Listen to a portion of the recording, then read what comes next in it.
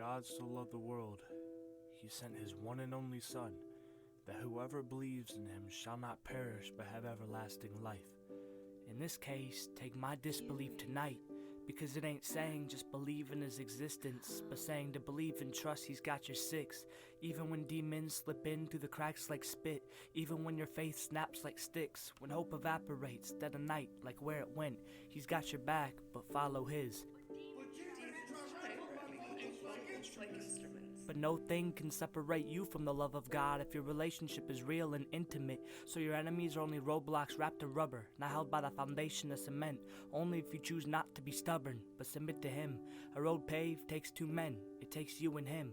If you're not willing to transform by the renewing of your mind, but stay conformed by the patterns of the world, you won't notice the difference in how you live. I only tell you this from the experience I lived. This world left me dry and empty, it has nothing to give. Blessings are right at your reach, just choose to follow him. For God so loved the world, he gave his only Son. For you so loved him, you should give up the things separating you from him. For our sake he took whiplash from whips, 3 nails with blood from the dull end to the tip, spear into the side of his ribs, to see if blood would drip. All to only say what was written in the script, from birth to the end of the life he lived. It is finished. And with that, his lifeless body sat motionless while the small hand motioned and ticked 9 to 3, 6 hours, and that's not counting the rest of the treason he took for you and me. Death before death is all I can imagine that to be, then placed inside a tomb, R.I.P., with peace saturated from head to feet, laid to rest for 1, 2, 3 days until an angel was sent to prove the resurrection of the one true king. With a roll of a stone to prove he was not bound by death, a high sent from heaven to prove it with the rest. For faith is not what is seen, but what is unseen. That's why God is sicker than the rest. Proved it with the sight of the unseen, but they saw he was there paralyzed by death.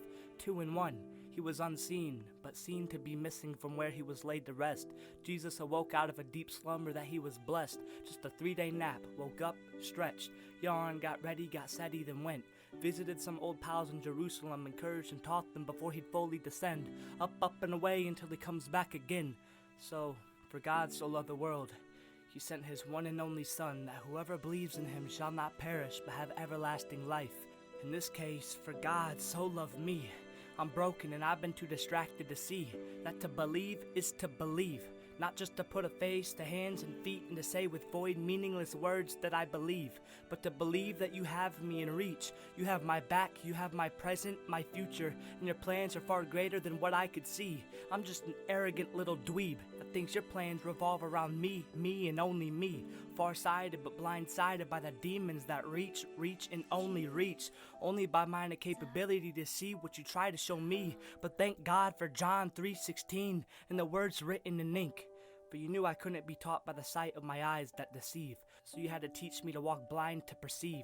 To see what this whole time you've tried to show me by red letters I read. I can't believe in something I see, but to believe is believing in what is unseen. So with that I trust you, Lord. Now I know what it means to believe.